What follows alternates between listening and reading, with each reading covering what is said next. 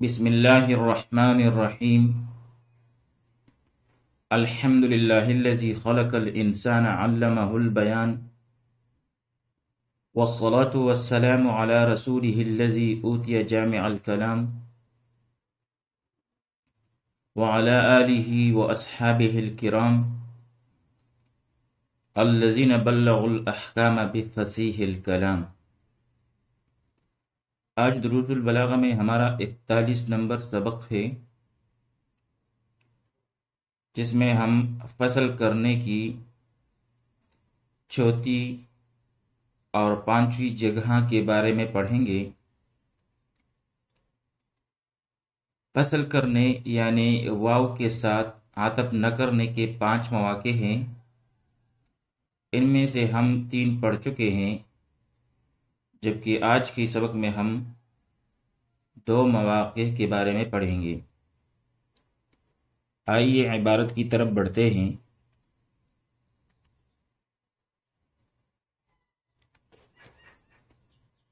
الرابع، چوتھی جگہ یہ ہے ان تسبق جملتن، کہ کوئی جملہ آگے آ جائے بجملتین، 2 جملوں کے، یعنی چوتھی جگہ یہ ہے کہ 2 جملوں کے آگے کوئی جملہ آ جائے۔ یصح عطفها على احدہما، جس کا عطف کرنا ان دونوں میں سے ایک پر صحیح ہو، لوجود المناسبت، مناسبت کے پائے جانے کی وجہ سے، وفی عطفها على الاخرى، اور اس کا دوسرے پر عطف کرنا جو ہے اس میں فساد ہو، یعنی کل یہاں پر 3 جملے ہوں گے، 1، 2 اور 3۔ اب 3 کا عطف کریں گے یا تو 1 پر یا 2 پر، یعنی 3 جملہ جو تیسرا جملہ ہے اس کے آگے اگر حرف عطف لگائیں گے تو اس کا عطف ہوگا یا تو جملہ نمبر 1 پر یا 2 پر۔ تو جملہ نمبر 1 پر تو عطف درست ہوگا، کیونکہ اس کے ساتھ معنوی طور پر مناسبت ہوگی، لیکن قرب کی وجہ سے جو 2 نمبر جملہ ہے تو اس سے گمان ہوگا، چونکہ 2 نمبر جملہ 3 کے قریب ہے، تو جب 3 سے آگے حرف عطف لگائیں گے تو اس سے گمان ہوگا کہ اس کا عطف جو ہے یہ دوسرے جملے پر ہے، لیکن دوسرے جملے پر عطف جو ہے اس سے معنی میں فساد پیدا ہو جاتا ہے۔ تو دوسرے جملے پر عطف کے وہم کی وجہ سے کہ اس کا عطف دوسرے جملے پر ہے اور اس سے معنوی طور پر فساد لازم آتا ہے، لہذا فرماتے ہیں فَيُتْرَكُ الْعَطْفُ دَفْعًا لِلْوَهْمِ، تو عطف کو ترک کر دیا جاتا ہے وہم کو دفع کرنے کے لیے، وہم سے بچنے کے لیے۔ ہمارے ساتھ 3 جملے ہیں، 1، 2 اور 3۔ اب 3 کے آگے جو ہے ہم حرف عطف لگائیں گے یا نہیں لگائیں گے؟ اگر حرف عطف لگائیں گے تو قرب کی وجہ سے اس کا عطف جو ہے دوسرے جملے پر شمار کیا جائے گا اور اس کا وہم پیدا ہو جائے گا، لیکن یہاں پر معنوی طور پر مناسبت موجود نہیں ہوگی، کیونکہ تیسرے جملے کا عطف جو ہے وہ 1 نمبر جملہ پر صحیح ہوتا ہے معنوی طور پر۔ قوله، جیسے شاعر کا یہ قول، اس کو مثال سے سمجھنے کی کوشش کرتے ہیں۔ وَتَظُنُّ سلمہ، اور سلمہ یہ گمان کرتی ہے، اننی ابغی بہا بدلا، کہ میں اس کے علاوہ کسی اور کو چاہتا ہوں۔ سلمہ گمان کرتی ہے کہ میں اس کے علاوہ کسی اور کو چاہتا ہوں۔ اراہا، میں اسے سمجھتا ہوں فی الضلال گمراہی میں تہیم سرگردان، میں سمجھتا ہوں کہ وہ گمراہی میں بھٹک رہی ہے۔ اب یہاں پر 3 جملے ہیں۔ ایک جملہ جو ہے وَتَظُنُّ سلمہ، سلمہ گمان کرتی ہے۔ دوسرا جملہ اننی ابغی بہا بدلا، کہ میں اس کے علاوہ کسی اور کو چاہتا ہوں۔ اور تیسرا جملہ اراہا فی الضلال تہیم، میں یہ سمجھتا ہوں کہ وہ گمراہی میں بھٹک رہی ہے، یعنی اس کا یہ خیال جو ہے غلط ہے۔ اب یہاں پر اراہا جو ہے تیسرے جملے میں، اس کا عطف جو ہے تظن پر درست ہے، کیونکہ دونوں میں جو ہے معنوی طور پر مناسبت موجود ہے، اور وہ اس طور پر کہ تظن کا مسند الیہ جو ہے وہ معشوقہ ہے۔ گمان کون کر رہی ہے؟ معشوقہ گمان کر رہی ہے، جبکہ اراہا کا مسند الیہ جو ہے وہ عاشق ہے۔ عاشق کا یہ خیال ہے کہ محبوبہ جو میرے متعلق جو ہے جو گمان کر رہی ہے وہ غلط ہے۔ تو گویا دونوں جملوں میں مناسبت تامہ موجود ہے۔ جب دونوں جملوں میں تظن سے لے کر بدلن تک ایک جملہ اور اراہا سے آخر تک دوسرا جملہ، دونوں میں مناسبت تامہ موجود ہے،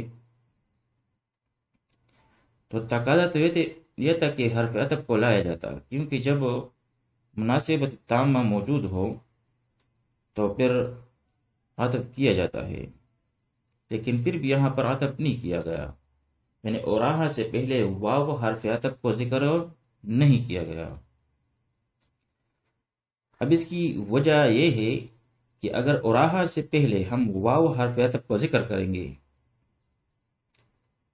تو یہ وہم پیدا ہو سکتا ہے کہ اراہا سے پہلے جو اننی ابغی بہا بدلن کا جملہ ہے، قرب کی وجہ سے ذہن اس طرف جا سکتا ہے کہ ممکن ہے کہ اس کا عطف جو ہے دوسرے جملے پر ہو، اننی ابغی بہا بدلن پر، جس کی وجہ سے یہ جملہ جو تیسرا جملہ ہے یہ بھی سلمہ کے مضمونات میں شامل ہو جائے گا، اور مطلب یہ ہوگا کہ سلمہ گمان کرتی ہے، وتظن سلمہ، سلمہ گمان کرتی ہے، اننی ابغی بہا بدلن، کہ میں اس کے علاوہ کسی اور کو چاہتا ہوں، اور یہ بھی گمان کرتی ہے اراہا فی الضلال تہیم، کہ میں اسے گمراہی میں بھٹکی ہوئی خیال کرتا ہوں۔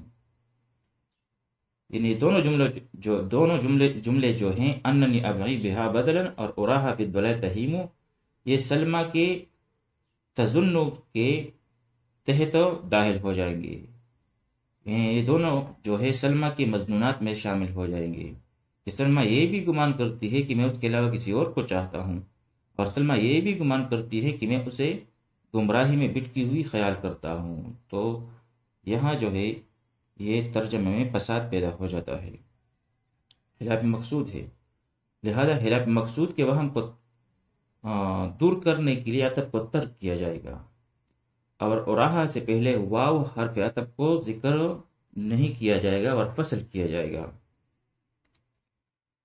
اس لیے فرماتے ہیں فجملۃ اراہا یصح عطفها علی تظن، کہ اراہا کا جو جملہ ہے اس کا عطف کرنا تظن پر درست ہے، کیونکہ دونوں کے درمیان مناسبت موجود ہے، لیکن یمنع من هذا توہم العطف علی جملۃ ابغی بہا، لیکن ابغی بہا کی جملے پر عطف کا وہم جو ہے وہ اس سے مانع ہے، کیونکہ اگر دوسرے جملے پر یعنی اننی ابغی بہا بدلن پر عطف کریں گے، قرب کی وجہ سے ذہن اس طرف جائے گا، جب ہم واو حرف عطف کو اراہا سے پہلے لائیں گے تو قرب کی وجہ سے، نزدیکی کی وجہ سے ذہن اس طرف جائے گا کہ اس کا آخری جملے کا عطف جو ہے یہ اننی ابغی بہا بدلن پر ہے، تو اس کا نتیجہ یہ نکلے گا کہ فتکون الجملۃ الثالثۃ من مضنونات سلمہ،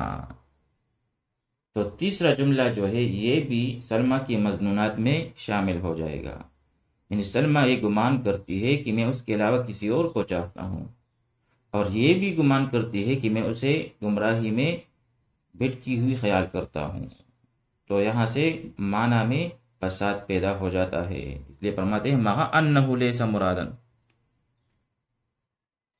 حالانکہ شاعر کی مراد نہیں ہے، بلکہ شاعر کی مراد یہ ہے کہ سلمہ تو گمان کرتی ہے کہ میں اس کے علاوہ کسی اور کو چاہتا ہوں، لیکن میرا اس کے بارے میں اپنا یہ خیال ہے کہ اس کا یہ خیال اور یہ گمان درست نہیں ہے، وہ گمراہی میں بھٹکی ہوئی ہے۔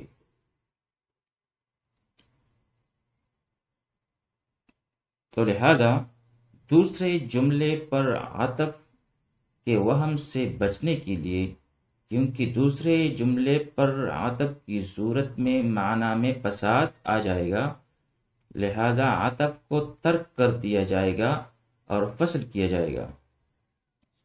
وَيُقَالُ، اور کہا جاتا ہے، بین الجملتین، دو جملوں کے درمیان، فی ھذا الموضع، اس جیسے مقام پر، شبہ کمال الانقطاع، کہ دونوں جملوں کے درمیان شبہ کمال انقطاع موجود ہے۔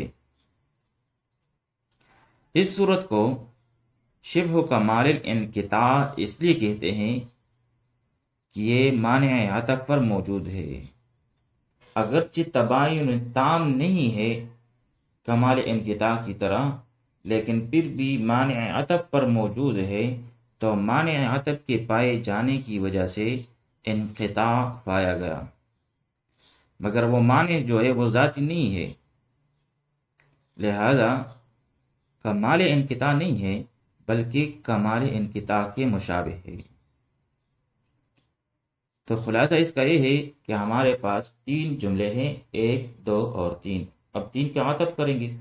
اب اگر 3 کا عطف کریں گے تو اس کا عطف تو 1 پر درست ہے، لیکن قرب کی وجہ سے ذہن اس طرف جائے گا کہ اس کا عطف 2 پر ہے، لہذا اس عطف کو ترک کریں گے اور فصل کریں گے۔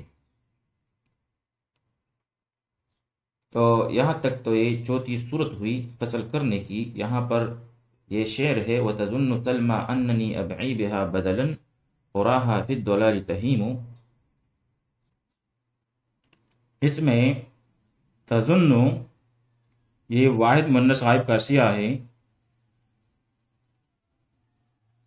پہلے مضارع معلوم کا باب نصر ینصرو سے، بمعنی گمان کرنا۔ اب یہ واحد متکلم کا سیغہ ہے، پہلے مضارع کا باب ضرب یضرب سے، بمعنی تلاش کرنا۔ اُرا یہ واحد متکلم کا سیغہ ہے، پہلے مضارع کا، اور اس کا معنی ہے دیکھنا، سمجھنا۔ تہیم یہ واحد مؤنث غائب کا سیغہ ہے، پہلے مضارع معلوم کا باب ضرب یضرب سے۔ ہاں یہیم حیمن، بمعنی پریشان ہونا، آوارہ پھرنا۔ آئیے اب اس جملے کی ترکیب بھی پڑھ لیتے ہیں۔ وَتَظُنُّ، اس میں واو جو ہے یہ استئنافیہ، تظن فعل، اور سلمہ جو ہے مرفوع بالضمہ تقدیری ہو کے اس کے لیے فاعل۔ اننی، اس میں انا جو ہے حرف از حروف مشبہ بالفعل، نون وقایا کا، اور یا ضمیری منصوب متصل محلاً منصوب ہو کے یہ اسم ہے، انا حرف از حروف مشبہ بالفعل کے لیے۔ ابغی یہ واحد متکلم کا سیغہ ہے، پہلے مضارع کا، تو اس میں انا ضمیر جو ہے ضمیر مستتر واجب الاستتار، اس کے لیے فاعل ہے۔ بہا جار مجرور مل کر یہ متعلق ہوا ابغی کے ساتھ، اور بدلاً یہ مفعول بھی ہے کیونکہ منصوب بالفتح لفظاً ہے۔ پھر ابغی فعل اپنے ضمیر فاعل متعلق اور مفعول بھی کے ساتھ مل کر جملہ فعلیہ خبریہ ہو کر یہ خبر ہے انا کے لیے۔ پھر انا حرف از حروف مشبہ بالفعل اپنے اسم اور خبر کے ساتھ مل کر جملہ اسمیہ خبریہ ہو کر یہ مفعول بھی ہی ہے تظن فعل کے لیے. پھر فعل اپنے فاعل اور مفعول بھی کے ساتھ مل کر جملہ فعلیہ خبریہ ہوا. آگے جا کر اراہا، ارا یہ بھی واحد متکلم کا سیغہ ہے، لہذا اس میں انا ضمیر جو ہے اس کے لیے فاعل ہے، اور ہا ضمیری منصوب متصل ہے، یہ مفعول بھی ہے، لیکن آگے اس کے لیے حال ہے، لہذا اسے ذوالحال بنائیں گے ترکیب میں. فی الضلال جار مجرور مل کر یہ متعلق مقدم ہے تہیمو کے لیے، جبکہ تہیمو یہ واحد مؤنث غائب کا سیغہ ہے، لہذا اس میں یہ ضمیر جو ہے وہ اس کے لیے فاعل ہے. پھر فعل اپنے فاعل اور متعلق کی مقدم کے ساتھ مل کر جملہ فعلیہ خبریہ ہو کر یہ حال ہے، ہا ضمیر ذوالحال سے. پھر ذوالحال اور حال مل کر یہ مفعول بھی ہے، اورا فعل با فاعل کے لیے. پھر فعل اپنے فاعل اور مفعول بھی کے ساتھ مل کر جملہ فعلیہ خبریہ ہوا. تو بھائی یہاں تک یہ چوتھی صورت ہوئی شبہ کمال انقطاع کی، جہاں پر فصل کیا جائے گا اور حرف عطف کو ذکر نہیں کیا جائے گا. چوتھی جگہ کے بعد آئیے پانچویں جگہ کی طرف بڑھتے ہیں. الخامسو، پانچویں جگہ جہاں پر فصل کرنا واجب ہے وہ یہ ہے اللہ یقصد تشریک الجملتین، کہ قصد نہ کیا جائے دو جملوں کو شریک کرنے کا. فی الحکم، حکم میں، لقیام مانعین، مانع کے پائے جانے کی وجہ سے.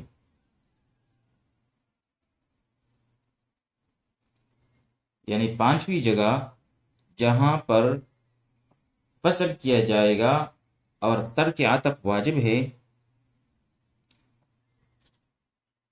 وہ یہ ہے کہ جب دو جملوں کے درمیان مناسبت اور ربط تو ہو، مگر کسی معنی کی وجہ سے دونوں جملوں کو کسی ایک حکم میں شامل کرنے کا قصد نہ کیا جائے، اس حدشے کے ساتھ کہ اگر شامل کر لیا گیا یعنی ایک جملے کا دوسرے پر عطف کر دیا گیا تو معنی میں خلل پیدا ہو جائے گا. کقولہ تعالی، جیسے اللہ تعالیٰ کا یہ قول، وَإِذَا خَلَوْا إِلَىٰ شَيَاطِينِهِمْ، کہ جب وہ خلوت میں پہنچتے ہیں اپنے شریر سرداروں کے پاس. منافقین کی بات ہے کہ جب منافقین اپنے شریر سرداروں کے پاس خلوت میں پہنچتے ہیں، قالوا، تو منافقین کہتے ہیں، انا معکم، بے شک ہم تو تمہارے ساتھ ہیں، انما نحن مستہزئون، ہم تو صرف استہزاء کیا کرتے ہیں. پھر آگے ہے اللہ یستہزئ بہم، اللہ تعالی ہی استہزاء کر رہے ہیں ان کے ساتھ. اب یہاں پر اللہ یستہزئ بہم، اس کا عطف نہیں کیا گیا، اس سے پہلے واو حرف عطف کو نہیں لایا گیا. وجہ یہ ہے کہ اگر اس سے پہلے واو حرف عطف کو لایا جاتا تو اس کا عطف کرنا ماقبل پر درست نہ ہوتا، کیونکہ اگر اس کا عطف انا معکم پر کیا جائے تو درست نہیں ہے. قالو، منافقین کہتے ہیں، انا معکم، ہم تو تمہارے ساتھ ہیں، اپنے شریر سرداروں سے کہتے ہیں.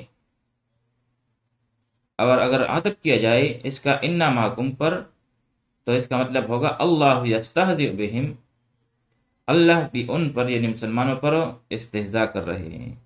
تو یہاں پر یہ منافقین کا مقولہ بن جاتا. اور معنی میں فساد پیدا ہو جاتا۔ اسی طریقے سے قالو پر بھی اس کا عطف درست نہیں ہے، کیونکہ اگر اس کا عطف جو ہے قالو پر کیا جائے تو اس صورت میں اللہ تعالی کا منافقین کے ساتھ استہزاء جو ہے اس وقت کے ساتھ خاص ہو جائے گا جب منافقین سرداروں کے ساتھ تنہائی میں ہوتے ہیں، حالانکہ یہ استہزاء عام ہے، کسی وقت معین کے ساتھ مقید نہیں ہے۔ یعنی اگر اس کا عطف جو ہے اللہ یستہزئ بہم، اس کا عطف قالو پر کیا جائے تو اس کا مطلب ہوگا وَإِذَا خَلَوْا إِلَىٰ شَيَاطِينِهِمْ کہ جب وہ منافقین اپنے شریر سرداروں کے پاس خلوت میں پہنچتے ہیں تو کیا ہوتا ہے؟ ایک تو وہ کہتے ہیں کہ ہم تمہارے ساتھ ہیں اور مسلمانوں سے استہزاء کرتے ہیں، اور دوسرا جب وہ اپنے شیاطین شریر سرداروں کے پاس خلوت میں پہنچتے ہیں تو اللہ یستہزئ بہم، اللہ ان سے استہزاء کرتا ہے، تو اس سے بھی معنی میں فساد پیدا ہو جائے گا، کیونکہ اللہ تعالیٰ کا منافقین سے استہزاء عام ہے، وقتی معین کے ساتھ جو ہے مقید نہیں ہے۔ لہذا یہاں پر چونکہ دونوں صورتوں میں اگر اس کا عطف کیا جائے یا تو ان معکم پر یا قالو پر، تو دونوں صورتوں میں یہاں پر جو ہے معنی میں فساد پیدا ہو جاتا ہے، لہذا اس فساد سے بچنے کے لیے عطف نہیں کیا جائے گا اور قصر کیا جائے گا۔ چنانچہ فرماتے ہیں فَجُمْلَةُ اللَّهُ يَسْتَهْزِئُ بِهِمْ، بس یہ جملہ جو ہے اللہ یستہزئ بہم کا لا یصح عطفها علی انا معکم، تو اس کا انا معکم پر عطف درست نہیں ہے۔ کیوں درست نہیں؟ لاقتضائی ہی، اس کے چاہنے کی وجہ سے، انہو من مقولہم، یہ منافقین کا مقولہ ہے، پھر یہ بھی منافقین کا مقولہ بن جائے گا۔ قالو منافقین کہتے ہیں انا معکم انما نحن مستہزئون، ہم تمہارے ساتھ ہیں، ہم تو ان سے استہزاء کرتے ہیں، اور پھر منافقین یہ بھی کہتے ہیں اللہ یستہزئ بہم، اللہ بھی ان سے استہزاء کرتا ہے، تو اس سے معنی میں بگاڑ پیدا ہو جاتا ہے۔ اسی طرح ولا علی جملۃ قالو، اور نہیں جملہ قالو پر اس کا عطف کرنا درست ہوگا۔ کیوں؟ لاقتضائی، کیونکہ اس وقت جو عطف ہے وہ تقاضا کرتا ہے ان استہزاء اللہ بہم، کہ اللہ کا ان پر استہزاء کرنا مقید ہے بحال حلوہم الی شیاطینہم، اس حال میں کہ وہ اپنے شریر سرداروں کے ساتھ خلوت میں ہو، یعنی وَإِذَا خَلَوْا إِلَىٰ شَيَاطِينِهِمْ، جب وہ اپنے شریر سرداروں کے پاس خلوت میں پہنچتے ہیں، اللہ یستہزئ بہم، تو اللہ ان سے استہزاء کرتا ہے، تو یہ معنی جو ہے یہ بھی درست نہیں ہوگا۔ وَيُقَالُ، اور کہا جائے گا بین الجملتین، دونوں جملوں کے درمیان، فی ھذا الموضع، اس مقام پر کیا ہے دونوں جملوں کے درمیان؟ توسط بین الکمالین، دونوں کمالوں کے درمیان توسط، یعنی ایسی جگہ پر دونوں جملوں کے درمیان توسط بین الکمالین ہوتا ہے، اور وجہ اس کی یہ ہے کہ جو پہلا جملہ ہے قالوا انا معکم انما نحن مستہزئون، اور دوسرا جملہ اللہ یستہزئ بہم، دونوں کا مفہوم الگ الگ ہے، لہذا انقطاع بھی موجود ہے، تباین ہے دونوں کے مفہوم میں، اور دونوں جو ہے یہ خبریہ ہے، لہذا اتصال بھی موجود ہے، تو نہ من کل الوجوہ اتصال پایا گیا نہ کمال انقطاع، اس لیے ہم کہیں گے کہ توسط بین الکمالین اس میں موجود ہے، یعنی کمال انقطاع اور کمال اتصال کے درمیان ہے، تو بھائی توسط بین الکمالین کی وجہ سے بھی فصل کیا جائے گا اور حرف عطف کو ذکر نہیں کیا جائے گا، تو یہاں تک فصل کرنے کے 5 مواقع جو ہیں وہ ہم نے بیان کر لیے، اور اس کے ساتھ یہ 7واں باب جو ہے یہ بھی ختم ہوا۔ وصلی اللہ تعالی علی خیر خلقہ محمد وآلہ واصحابہ اجمعین۔